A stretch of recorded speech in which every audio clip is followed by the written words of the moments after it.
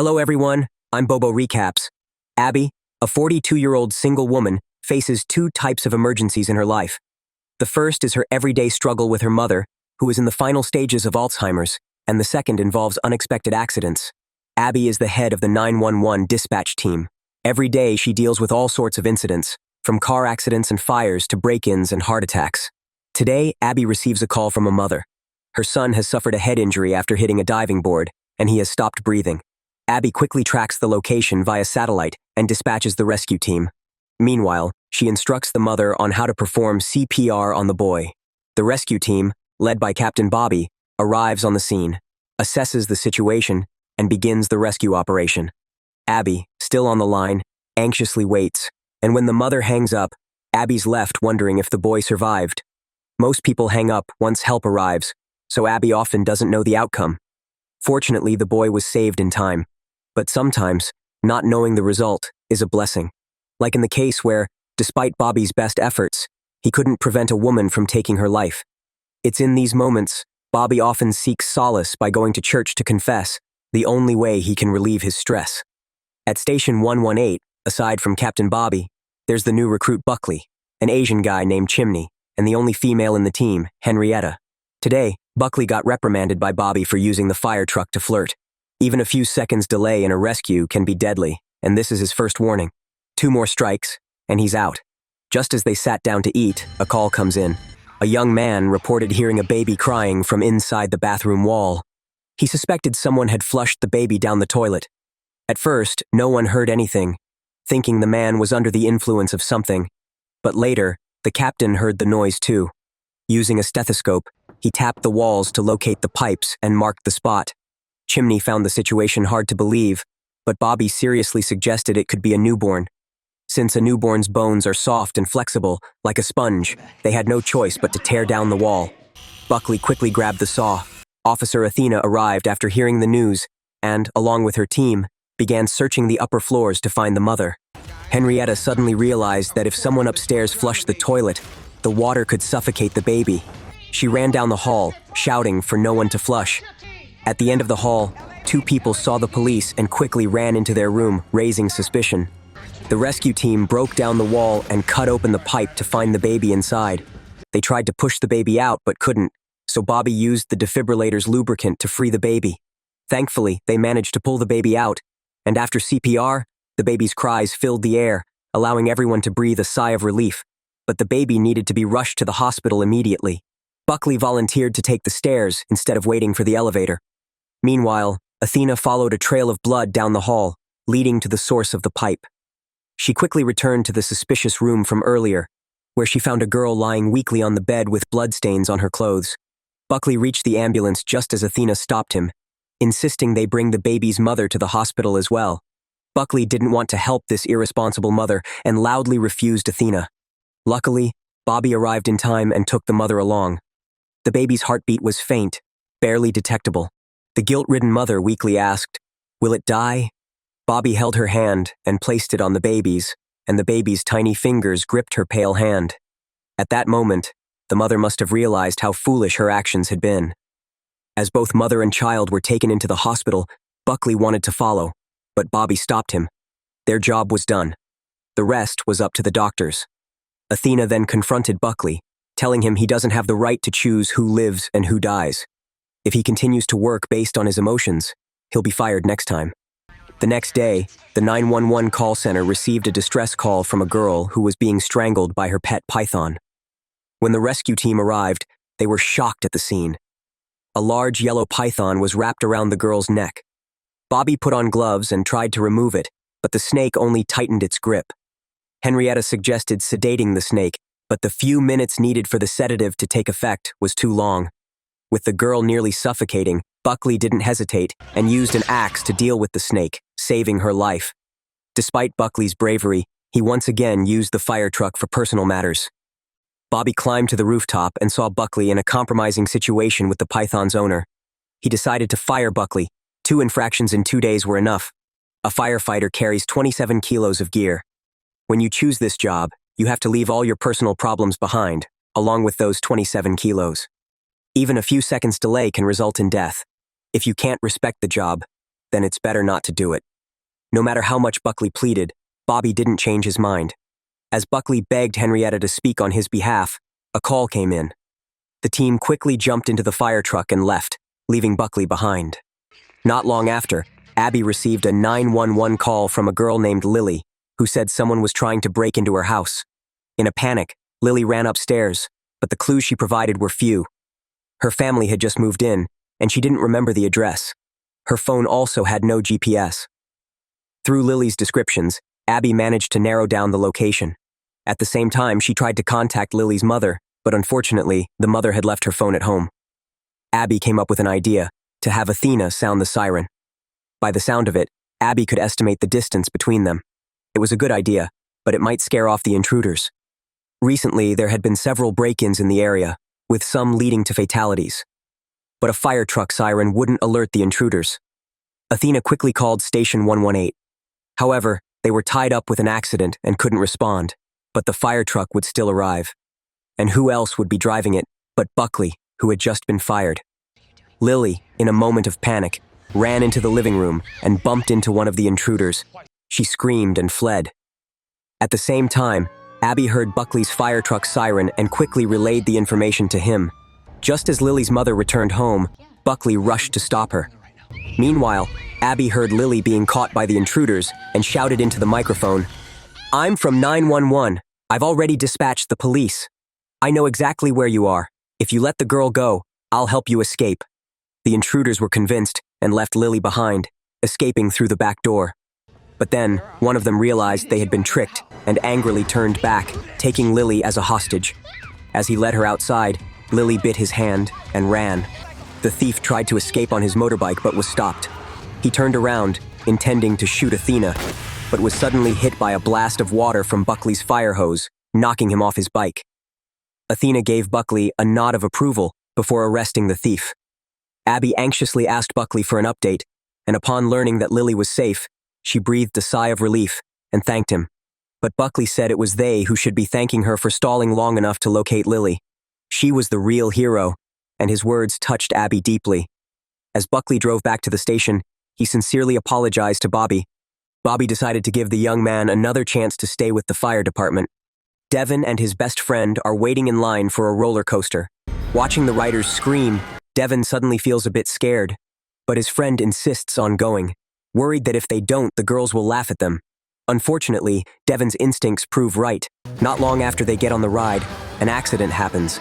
The safety bar comes loose, and Devin's friend is thrown off the ride and falls to the ground. Meanwhile, the roller coaster hangs precariously on the tracks, and Devin struggles to hold on, waiting for help.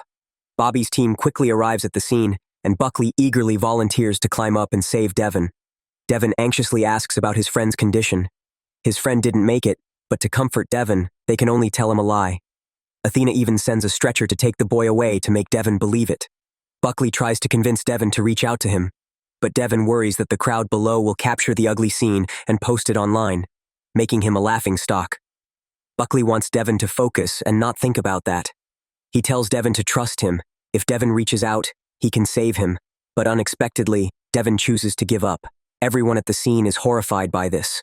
The most shocked is Buckley. He didn't foresee that Devin wouldn't reach out for help. This is also Buckley's first failure to save someone, and he feels very guilty. That evening, Athena joins everyone for dinner and initiates a conversation with Buckley, partly to thank him for helping her during the incident with the thief and the rescue of Lily, and partly to comfort Buckley after what happened. Police, firefighters, and medical staff wear uniforms not just for recognition, but to remind themselves that when they take them off, it's also a time to let go of the burdens they face every day. But Buckley can't seem to do that. After Buckley thanked Abby, she felt a strong connection to him. Seeing the sadness on his face when reporters asked about the roller coaster incident, Abby felt a bit touched. Today, the 911 center received a call for help from a man reporting that he was being attacked by dogs. Henrietta and Chimney arrived at the scene, but facing two adult Doberman dogs, they were hesitant to act. Athena brought 4 delicious cheese sandwiches and easily lured the dogs into a room without much effort.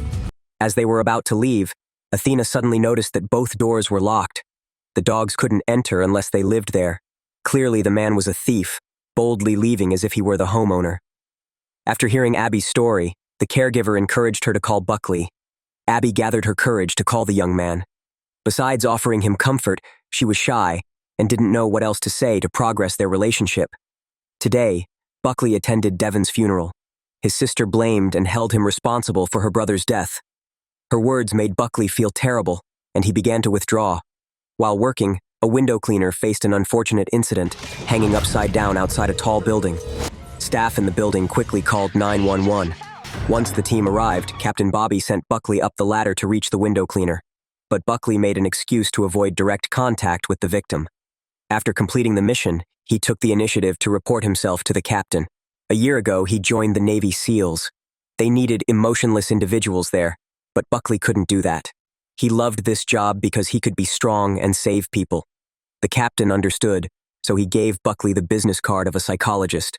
Buckley obediently went to seek counseling, and after some back and forth, they ended up in a relationship, but it helped him release some of his tension. As for the silly thief who called 911 from his own number, Athena quickly tracked him down. But just as she was angry with her husband, if no one else had stopped her, he would have gotten in big trouble. Abby received a call about a case involving a man who was thinking about jumping off a building. He suspected his girlfriend was being unfaithful, so he threatened to do something foolish. The captain sent Buckley to help, and although he initially refused, he agreed after Bobby encouraged him. Seeing that the girlfriend was trying to talk him down but he wasn't listening, the captain had to step in, making up a story to buy time for Buckley. The captain's story successfully caught the man's attention. Buckley seized the chance to slide down and push him back inside, completing the rescue mission. Back at the station, Buckley sincerely thanked the captain for helping him overcome the shadow of failure. At the same time, Devon's sister came to find and apologize to Buckley. Out of deep sorrow, she had said hurtful things to him that day. In reality, Devon had once tried to leave permanently. After returning from therapy, the family thought he was better. Until that accident happened, Devon's departure had nothing to do with Buckley. Abby felt encouraged by Carla, so she took the initiative to call Buckley. He admitted he had issues with women, and everyone he met ended up with him. Abby was special, and he didn't want to lose this connection, so they should only stick to phone conversations for now. After work, Athena returned home and found her older daughter unconscious from an overdose. Terrified, she called the 911 hotline. He is throwing a big birthday party for his son. To bond with him, he jumps into a bouncy house to play with the kids, creating a warm atmosphere. However, the wind was strong, and the father was too heavy for the inflatable house. After just a few jumps, the stakes came loose, and the bouncy house was blown down a hill. The father was thrown out and fell down the slope. The boy's stepmother quickly called 911. After the rescue team arrived at the scene, the captain assigned Chimney to operate the pulley system, while Henrietta and Buckley rappelled down to rescue the victim. Chimney thought the captain always gave him the boring and easy tasks, but he still followed Bobby's orders seriously. Thanks to the team's great cooperation, the victim was successfully rescued. After Athena called 911 for help, they sent medical staff. She quickly told her son to call his father while she went with her daughter to the hospital. Luckily, Athena caught it in time, and her daughter was able to be saved. When May woke up, she apologized to her mother. She did something foolish, not because of family issues, but because she was being bullied. A girl saw May talking to the boy she liked and got her friends to bully May. Even May's best friend stopped talking to her, and they told her to disappear because no one cared about her. They didn't realize who they were messing with, Athena's daughter. While the family was talking, someone from the child welfare organization interrupted. Since May showed signs of a health issue, the organization sent someone to check on her, assess the situation, and see if there was any risk of it happening again. Athena reassured her daughter and then left the hospital with her husband. Chimney had a dinner date with his girlfriend. After they finished eating, he solemnly got down on one knee and pulled out an engagement ring. But contrary to his expectations, his girlfriend politely declined. She said she wasn't ready for marriage at that moment. Chimney felt upset as he arrived at the fire station, and everyone noticed his bad mood and asked him about it. With his frustration still boiling inside, Chimney complained that the captain didn't trust him, always giving the dangerous or cool tasks to others. However, this didn't make him feel any better, so Chimney decided to drive around to clear his head. Feeling irritated, he started to race with a pickup truck carrying construction materials. As he managed to pass the truck, he suddenly encountered an obstacle and had to slam on the brakes. The pickup truck couldn't react in time and crashed into the back of Chimney's vehicle. The 911 dispatch immediately received a distress call. Upon hearing that Chimney had an accident, The entire team quickly gathered their gear and headed to the scene. A steel rod from the pickup truck had pierced through Chimney's head. He didn't realize the severity of the situation and was speaking normally, feeling a bit shocked but not in much pain. Chimney insisted on turning his head, causing everyone to sweat with worry. Due to his stubbornness, the captain had to record a video of the scene. At this point, Chimney began to understand how serious his condition really was. His teammates secured him to a stretcher and called for a tow truck to transport both him and the vehicle to the hospital. As soon as they arrived, he was taken into surgery. While everyone was anxious and worried, the captain brought some not-so-bad news. During the surgery, he had experienced a brain bleed, but fortunately, he had survived the critical phase. However, he was now in a deep coma, and there was a possibility he might wake up or never do so. Abby called Buckley and shared about her mother, who is in the late stages of Alzheimer's. Her brother wants her to send their mother to a nursing home and focus on her own life. Saying that made Abby feel very guilty. Buckley didn't have any useful advice, but after what happened with Chimney, he said one thing: family is the most important thing. After hearing this, Abby felt her inner turmoil fade away. Carla saw a flyer for a nursing home and asked Abby if she was planning to send her mother there. To be honest, Abby had thought about it before, but now, as long as her mother was alive, she would stay by her side to care for her. The captain visited Chimney's girlfriend and encouraged her to go to the hospital to see him, but she refused because she didn't love Chimney. If she used her feelings to help him wake up and then cared for him until he recovered, how long would she have to pretend? That's why Chimney's girlfriend turned him down right from the start. That evening, the whole team visited Chimney. They tried to talk to him, hoping he might hear and wake up quickly. Chimney's little gesture showed that he could hear them and knew they were talking about him. Buckley excitedly said that he wanted him to recover soon so they could go on adventures together. Chimney gave a thumbs up, showing his approval, which made everyone very happy. The captain had contacted his family in South Korea, but due to the distance, it was difficult for his parents to come. But don't worry, we are a family, and you won't be alone, Chimney. A plane traveling from Chicago to Los Angeles is about to land. While the flight attendant is reminding everyone, the plane suddenly shakes violently, and one of the wings starts to catch fire. When air traffic control doesn't respond, the pilot is forced to make an emergency landing. 911 receives a call from one of the passengers, and they immediately dispatch all rescue teams to the scene. Bobby's team quickly arrives at the beach. In this critical situation, the pilot manages to land on the ocean, but the plane is burning. The team gets on inflatable boats and heads towards the plane. The scene is overwhelming.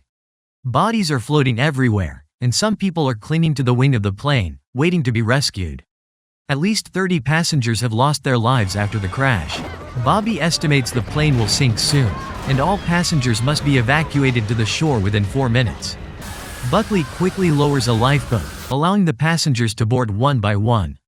There's a mother and child still trapped in the wreckage. The mother's leg is pinned down by a heavy object, and she can't get free. Time is running out, so she asks the rescue team to take her son first. At first, the boy refuses, but with his mother's encouragement, he agrees, allowing the rescue team to focus on saving the mother.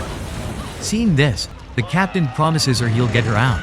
While trying to move the debris, the captain sends Buckley to check the back of the plane. Sure enough, loud cries for help can be heard from 2 people trapped in the restroom, as the door is blocked by something heavy. The object is too heavy for Buckley and Henrietta to move, but Buckley quickly comes up with a plan. They tie one end of a rope to the obstacle and the other to the lifeboat. As the boat moves away, the couple in the restroom is freed. Seeing the plane about to sink, Bobby orders the rescue team to leave the scene quickly, while he stays behind, focused on helping the woman. The mother tells him about a near-death experience she had. She almost died after giving birth to her son, but she fought her way back for his sake and survived. Hearing this, the captain is even more determined to save her. Everyone follows orders to leave except for Buckley, who returns to the plane with a rope. Just as the captain is about to swim over, the plane sinks, taking both him and the mother down into the water. But then, a miracle happens. As Buckley swims out, rescuers pull both the captain and the woman out of the water with a helicopter. The captain did it, and the plane sinks entirely into the dark sea. 3 minutes before the accident happened, Abby received a call from a male passenger named Dale. He wanted to use the emergency line to send a message to his pregnant wife at home.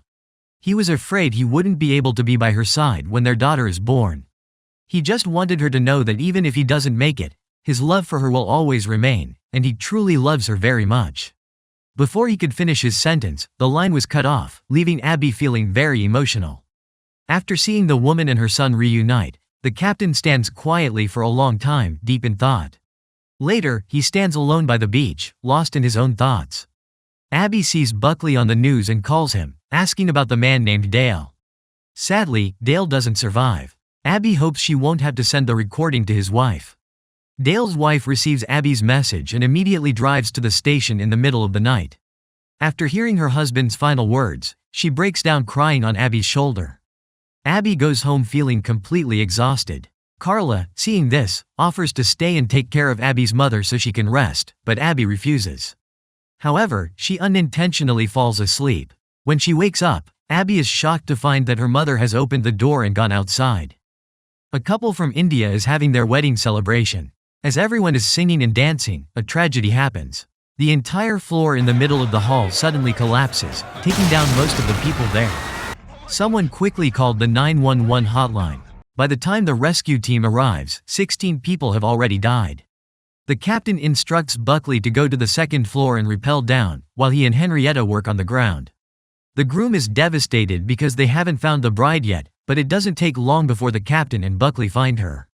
Thankfully, the bride is only trapped, and the young couple is reunited, hugging each other with relief. While searching through the rubble, Bobby finds a clue, and something makes him furious. He angrily confronts the homeowner. It turns out the house was only designed to have 2 floors, but out of greed, the owner converted the roof into a 3rd floor. He even used cheap, low-quality materials for the flooring. However, what really surprises the team is Bobby's anger. Bobby is always calm in every situation, and this is the first time they've seen him act so rudely. A few days later, the captain didn't show up for work, so Buckley and Henrietta decided to go to his house to find him. Even though he was always polite to everyone, they could all sense an invisible wall between him and the team. Being a firefighter and the pressure of saving lives constantly weighed on Bobby. It got to the point where, after a work accident, he turned to unhealthy habits, got addicted to alcohol, and did everything he could to numb the pain, just to keep up the strong image he always showed. Worse, in a moment of carelessness, he caused a fire in the building where his family lived. Because the landlord had cut corners on fire safety measures, Bobby lost the chance to save them. This has haunted him every night, and he's afraid of losing someone important again, so he avoids getting too close to the team. After Buckley got off his shift, he received a message from Abby asking for help finding someone, so he immediately called her. Buckley wanted to help Abby, so the two decided to meet up. When they first met, it was a bit awkward. But Buckley was impressed with how Abby analyzed her mother's movements, very detailed and logical. He encouraged Abby, telling her they would find her mother. Buckley drove Abby around to search for her mother, and he also called Athena to ask for her support. On their way, they received an emergency call through the radio about a car crashing into a power pole. The pole had fallen into a family's swimming pool, and a 3-year-old girl was trapped inside. Since the accident scene was close by, Abby suggested they go help first. They quickly arrived, and the girl's mother, crying, explained that a kind person had jumped into the pool to save her daughter but was tragically electrocuted. While they were thinking of a way to help, Buckley came up with an idea. He planned to risk using a pool float to get to the girl, but Abby stopped him, coming up with a safer plan. Abby cut off the end of a plastic hose, which wouldn't conduct electricity. They carefully made their way to the ends of the pool, letting the girl grab onto the hose and pull her to safety. Step by step, they managed to rescue the girl successfully. The rescue team arrived, and they left the rest to them as Abby and Buckley continued their search for Abby's mother. Abby was excited. After so many times working the emergency line, this was the first time she had rescued someone herself. Buckley thought Abby did a great job. Normally, in such a tense situation, most people's hands would be shaking uncontrollably.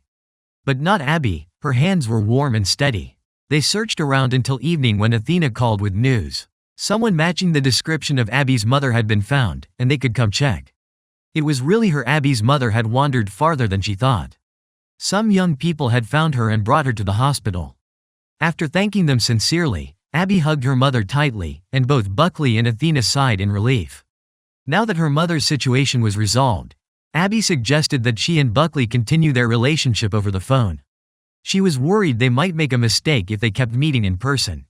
They shared a warm hug, and then Buckley headed home. The 911 call center received a report that an employee had been pulled into a car wash machine. It happened because he didn't wait for the equipment to fully stop before rushing to clean. Bobby's team quickly arrived at the scene, and this situation wasn't too difficult to handle. At that moment, Buckley's laughter echoed through the garage as he watched the security footage of the accident, showing the car wash worker spinning around in the machine. His laughter was contagious, and Henrietta couldn't help but laugh along. Even Bobby joined in. It was the first time Henrietta saw the captain laugh like that. She wondered what had happened to him. After his talk with the priest, Bobby had a change of heart. He wanted to trust his teammates and connect with them more. If he kept everything bottled up and didn't share, it would drive him crazy. In the skies over Los Angeles, a young man is flying in a private plane with his girlfriend. They're having a great time when suddenly, the plane starts shaking and the girl gets scared. The man calmly asks her to take a notebook from under the seat, turn to the last page, and read what's written there. It turns out he is just pretending. The last page has the words that the minister will say at a wedding. Seeing that his girlfriend understands what he is up to, the man takes out a ring and proposes. But at that moment, her heart starts beating unusually fast, and she begins to have trouble breathing. Panicked, the man calls 911. After receiving the call, Abby tells him to find the nearest place to land as quickly as possible. As soon as the plane touches down, the rescue team arrives. They think the girl is having a heart attack and are ready to give her nitroglycerin. Just then, Abby calls back. She contacts the girl's doctor. The girl has been taking levothyroxine, which is causing her heart to race.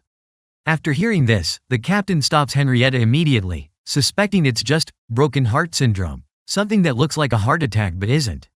She has a heart condition, yet he still scares her like that. They give her adenosine instead.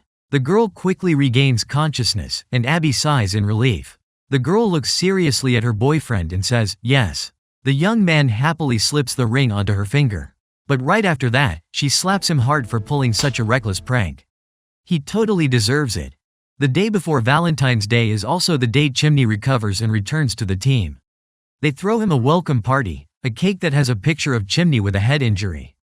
Buckley invites Abby to join the party. He introduces her to everyone, and with some encouragement from Henrietta, the two decide to go on a date tomorrow, on Valentine's Day. Today is Valentine's Day, and just like other couples, Melora and her boyfriend Ted have a romantic candlelit dinner. But the cozy atmosphere is ruined when Melora opens Ted's gift. She expects real diamonds, not diamond-shaped chocolates. Instead of comforting her, Ted sarcastically mocks Melora. Angry, she smashes her wine glass with a furious look. Sensing things are going downhill, Ted stands up, ready to leave. Melora, sulking, blocks the door. But Ted bluntly tells her he has a date with another girl later, so she should step aside. Clearly, Melora has been cheated on, and she is truly furious. Melora's neighbors hear the commotion from her house, so they call 911. Athena responds to the call and goes to check on Melora. Melora claims she and her boyfriend just argued, and he has left. To be sure, Athena asks to take a look inside. Melora no longer seems as agitated as before and appears weak and sad about being alone on Valentine's Day. Athena is in a similar situation. She empathizes and is easily deceived.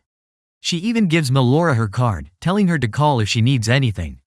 But as soon as Athena leaves, Melora drops the act and grabs a knife, heading toward Ted.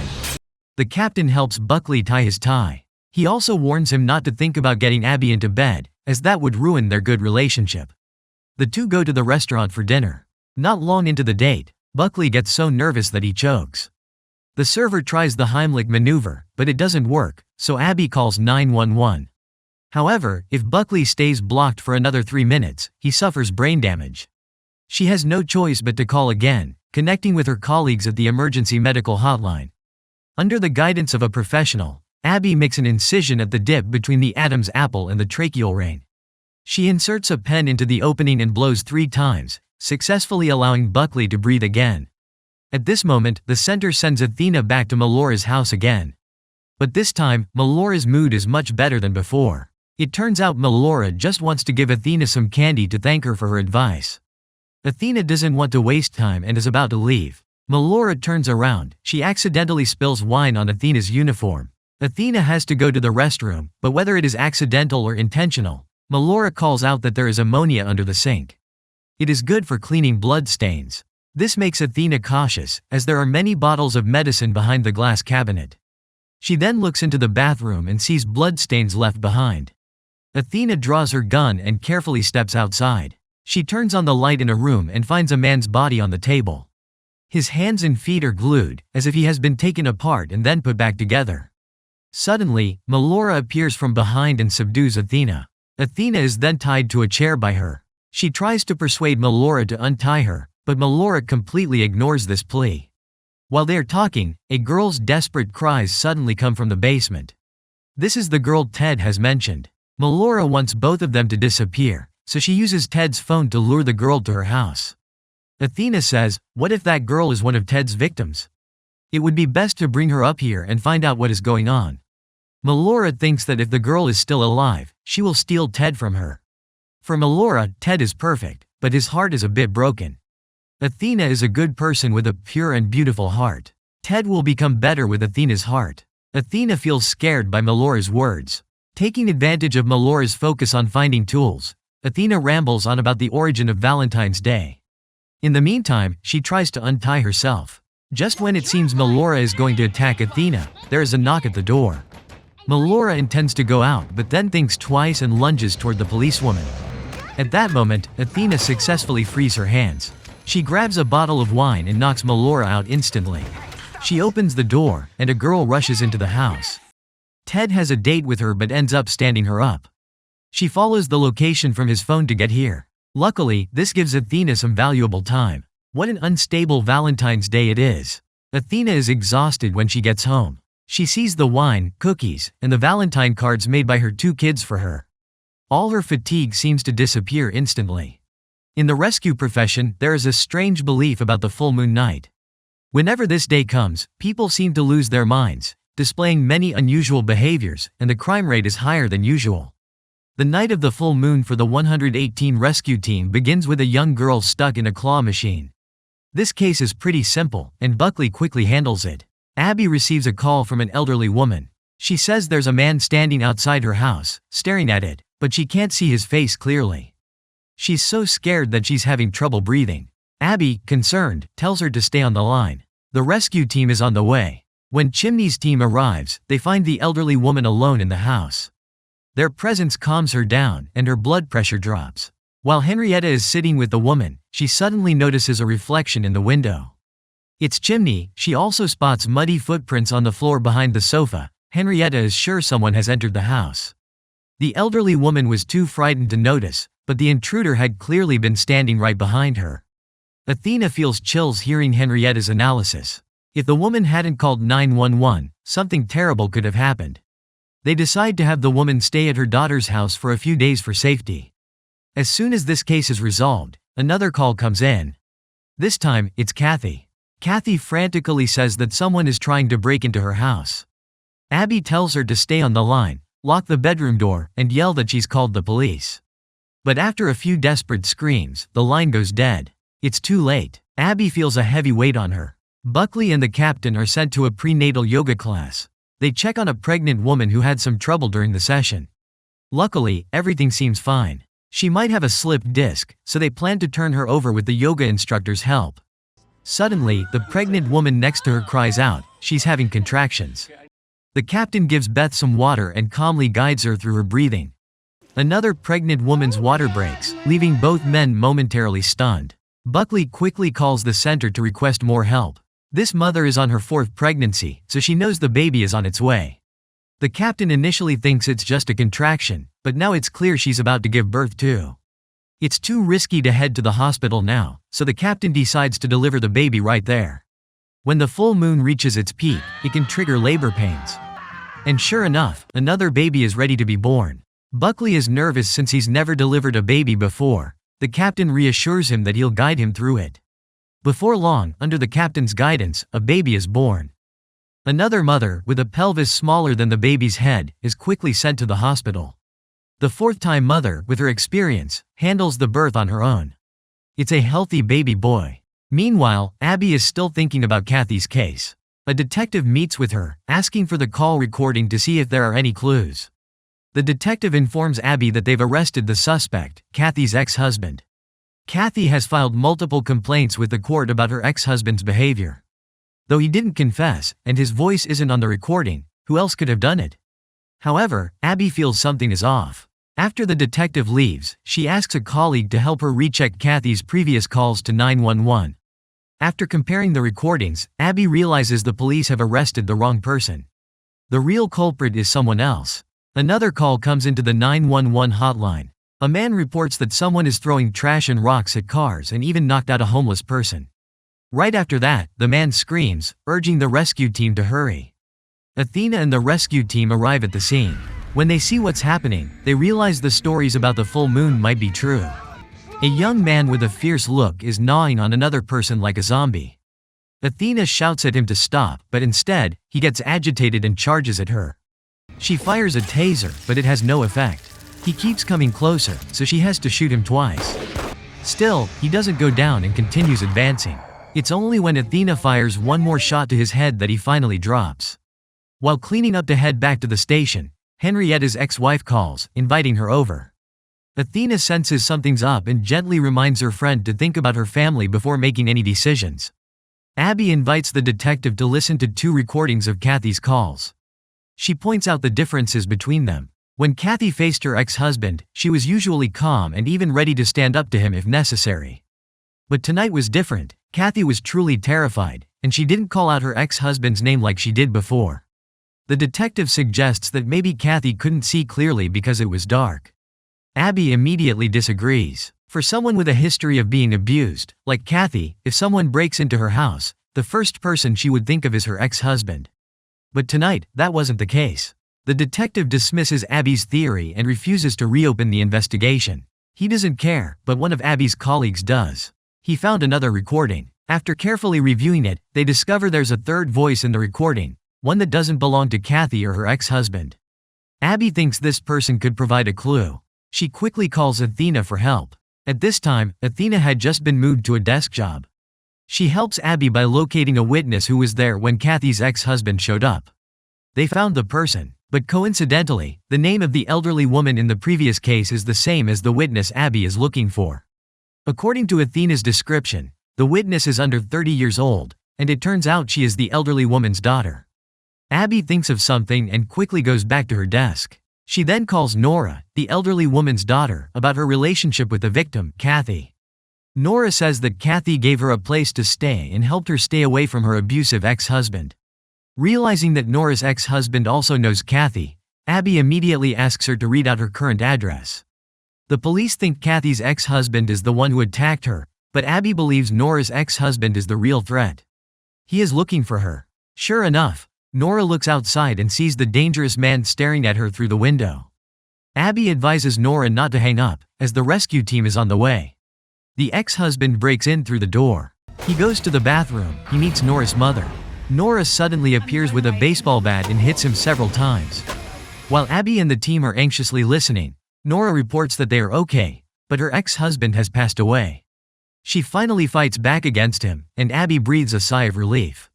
On a full moon night, anything can happen. She receives a distress call from a young man who says something is moving in his stomach.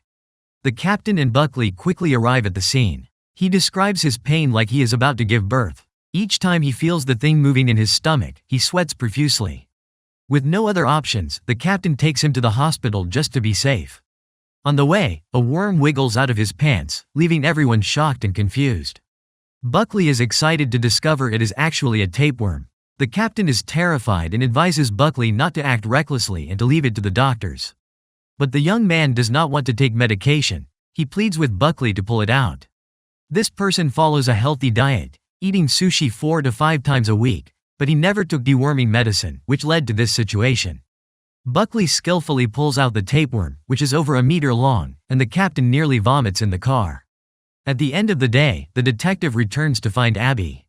He sincerely apologizes for being too complacent and praises her for her ability to piece together clues to find the real culprit.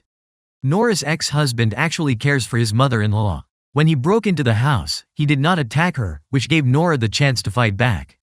The full moon night will eventually pass, but the mistakes made must be paid for.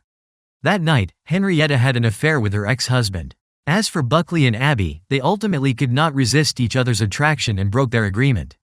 What kind of punishment will they face? Indeed, the full moon night is very unstable. Today, Abby receives a call from a man. He says he's been shot and is too weak to explain more. When the rescue team arrives, the captain recognizes the location. A year earlier, before Buckley joined the team, the Station 118 members saved a woman trying to end her life by this same tree. The husband stood nearby with an indifferent expression and sarcastically mentioned that his wife used the tree for target practice. Before that, the wife, unable to handle the abuse anymore, had left home for a night. When the husband tried to get violent again, she pulled out a gun. He didn't believe she would shoot, but she did. The bullet missed him and hit the tree behind him. This enraged him, and he harmed her even more afterward. Since then, the bullet hole causes a fungus to spread, slowly killing the tree. Today, the husband rigs the tree with explosives and sets them off from a distance. When the tree explodes, something unexpected happens. The bullet the wife fired years ago is dislodged and strikes the husband in the chest. He dies instantly, a classic case of karma. A girl panics and calls 911. She is at the gym, and her boss is on fire. Yesterday, he fired her, and today she came to return the keys and collect her paycheck. When she gets near her boss's office, she smells something burning. Inside, she finds him lying motionless in the tanning bed, his skin blistered but still alive. The team leader determines he has suffered a stroke due to steroid abuse. At this moment, the victim is experiencing heart rhythm issues, and shortly after, he passes away. The employee exclaims that it's true. You reap what you sow. Yesterday, after complaints about his dog being too noisy, her boss left it in the car under the sun at 21 degrees while he went to the gym. In Los Angeles, 21 degrees from winter to spring is relatively high. The employee worries the dog will suffer from heat shock, but no matter how much she tries to convince him, he doesn't care.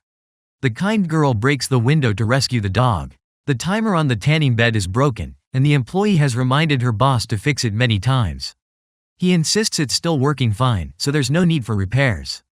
In the end, the dog survives, but he dies from the fire. A dentist named Sean is taking his 2 nephews to the zoo. The boy wants to take a picture of the tiger, but it keeps hiding behind a tree.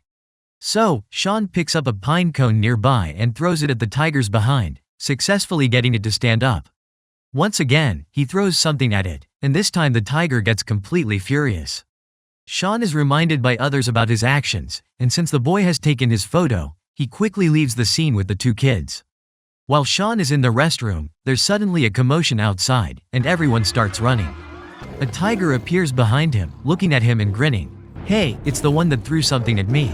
Sean swallows hard and immediately calls 911. Both the tiger and Sean stare at each other without blinking. Abby tells him to stay calm and not to move, but how could she know the tiger is angry because of him? According to the camera, the tiger jumps onto a rock pillar and jumps over the fence. The trainer tries to get it back into its enclosure but fails and gets scratched on the hand. He had trained it when it was young, it doesn't want to harm him. At this moment, Abby calls Athena and informs her of Sean's location. Henrietta, nearby, hears the name and realizes who it is. This terrible dentist had hired people to poach protected animals, causing a huge backlash from animal lovers. He had captured many rare animals and hung them in his room as trophies. No matter where Sean hides, the tiger finds him. In the end, he becomes the tiger's lunch. This is the price to pay, it's just a matter of time. Henrietta is very confused, so she tells her best friend about her wrongdoing. Athena doesn't know what to say, only advising her friend to confess to her wife before she finds out. When she gets home, Henrietta takes a deep breath and prepares to speak, but her wife speaks first. Henrietta's ex-wife wants to gain custody of their child. Her reason is that this family is not suitable for raising a child. The proof is that Henrietta slept with her, and the guilty look on Henrietta's face says it all.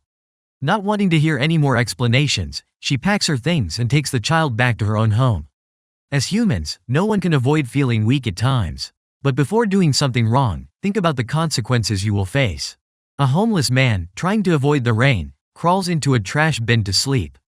The next day, while he is still fast asleep, a sanitation worker comes to collect the garbage. He panics and yells, but the worker, wearing headphones, keeps on collecting the trash.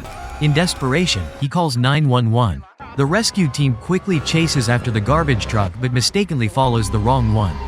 Fortunately, Athena finds the right truck. She hurriedly shouts for the worker to turn off the trash compactor. Once the rescue team arrives, they start digging through the pile of trash on the truck. Everything is still salvageable, the man only has minor injuries. At that moment, a mother arrives at a building with her son. She is very worried that her child isn't trying at all and is living without any goals. Suddenly, the elevator cable snaps and it falls rapidly. Seeing his mother lying motionless, the son immediately calls 911. The rescue team quickly arrives on the scene. According to the building manager, the mother and son were going to the 8th floor when the incident happened, and they are now trapped in the basement. However, the basement is currently flooded, and the captain immediately assigns tasks. At this point, the mother has regained consciousness, and in this life-threatening situation, they realize the importance of each other and want to live more than ever. Henrietta and Buckley rappel down to rescue the mother and son. The mother is successfully pulled up to the upper floor, but when it's the son's turn, the water has risen to Buckley's neck. With only one rescue suit, Buckley prioritizes getting the victim up first. Henrietta anxiously calls out his name, and soon after, the elevator cabin is completely submerged in water, but Buckley manages to surface. Athena decides to divorce her husband because he is unfaithful. That evening, she meets a guy at the bar, and today is their second date. While they are getting cozy, Athena pulls out handcuffs, and he enthusiastically cuffs them to the bed. However, the key is in her waistband, which she threw on the floor. He tries to call his friend for help, but Athena strongly protests. Not remembering her best friend's number, she calls 911 instead, asking Abby to call Henrietta for her. Seeing the scene, Henrietta laughs heartily and even takes a picture as a keepsake. This is Buckley, who has had his dates cancelled by Abby multiple times, and this has been going on for 2 weeks. Every time they try to have a date, Abby has to go back to take care of her mother. He starts to feel like he isn't right for her. Perhaps what he needs is someone without too many burdens. The captain explains to Buckley that his feelings for Abby aren't just random. With a perfect woman like her, there's always a story behind it. Wanting Abby to escape from her mother is impossible. He is the one who can be there for Abby. The 911 call center receives a call from an elderly man. He says that his brother has been trapped. The rescue team quickly arrives at the scene. The homeowner warned them about traps inside the house. The captain decides to break the door instead of opening it directly. Behind the door is a pile of clutter filling the house, with a narrow path through the middle like a tunnel. According to the neighbor, the two brothers are very peculiar. One of them never shows himself, while the other only comes out occasionally, acting suspiciously. Before entering the house, he circles around 3 times as if someone is watching him. Buckley climbs a ladder to the window, planning to find another way in. He is peeking around. A bowling ball suddenly flies out and hits him in the face, nearly making him fall. The house has 2 entrances, but the back entrance has collapsed. They can only enter through the front door, but since there are traps, they feel a bit worried. Abby connects the phone for the captain to talk to the elderly man inside. He cannot disable the traps because he is blind, he can only describe them.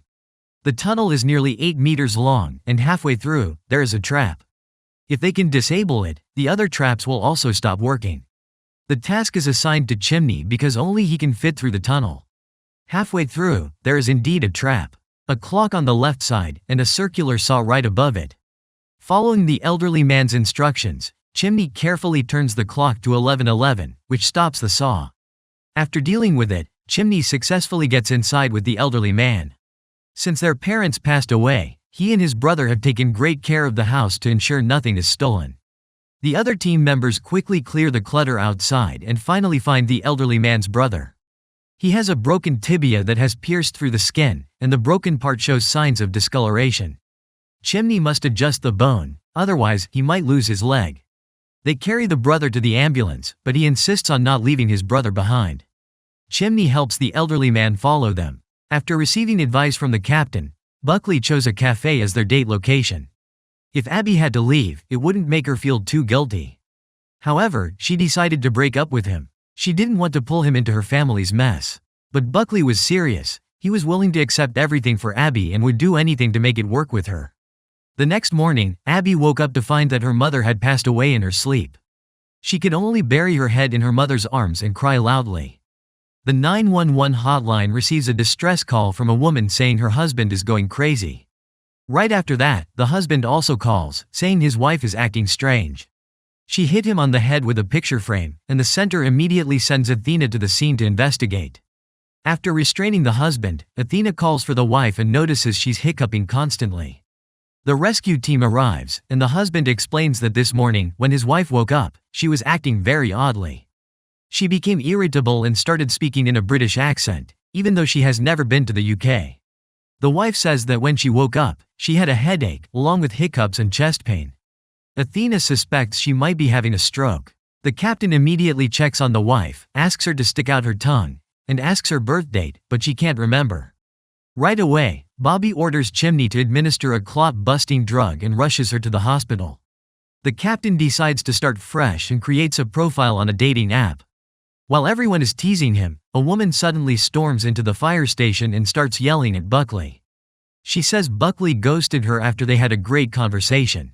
Even though Buckley and his teammates are confused, the woman insists that Buckley was the one chatting with her online. She even has photos and his work address. She calls him a jerk and doesn't let Buckley explain before slapping him and storming off. Buckley swears he didn't do it and says he's been behaving well ever since he met Abby. In another mission, Chimney and Henrietta go to a fortune teller's house. When they go inside, the medical examiner informs them that the man is already dead. In reality, the person who needs help is the fortune teller because she is terrified. The fortune teller explains that she had read the man's palm earlier and saw that his lifeline was long. She doesn't know why he suddenly passed away like that. But surprisingly, the man wasn't completely dead. As the medical examiner was about to perform an autopsy, the man suddenly woke up, scaring the examiner so much that he fainted on the spot. The tool in the examiner's hand fell and cut his own leg. The man quickly grabbed the examiner's phone and called 911. Chimney and Henrietta arrived and found that while the wound was deep, it didn't hit a major artery. The man has narcolepsy, a condition where he unexpectedly falls asleep and loses control. In that state, he can see but can't move. Meanwhile, Buckley runs into trouble while on a date with Abby. Another woman shows up with the same complaint as the one before, making Buckley even angrier. She throws wine on him. Even worse, Abby thinks he hasn't given up his flirtatious habits, so she storms off in anger. At a car dealership, a man who has spent his whole life selling insurance decides to treat himself to something special for his 50th birthday. He promises his son that he'll come home with a new car, even though he knows his wife won't approve. After some thought, he chooses to buy a red motorcycle.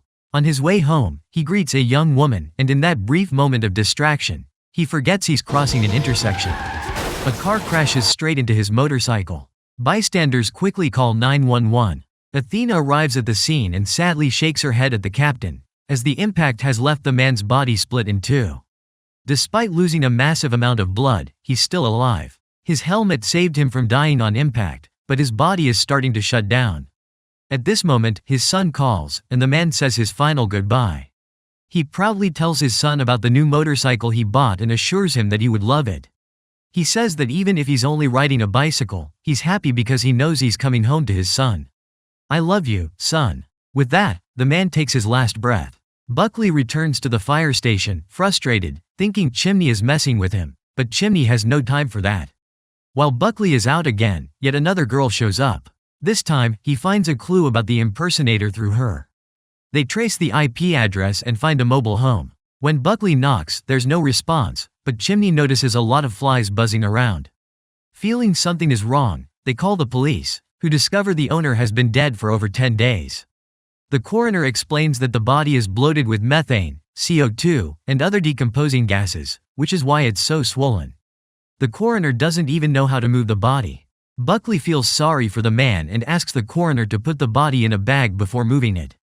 After all, even though this guy wasn't a great person in life, the onlookers outside would certainly mock him. Buckley insists they bag the body first, but the coroner refuses because it would take too long.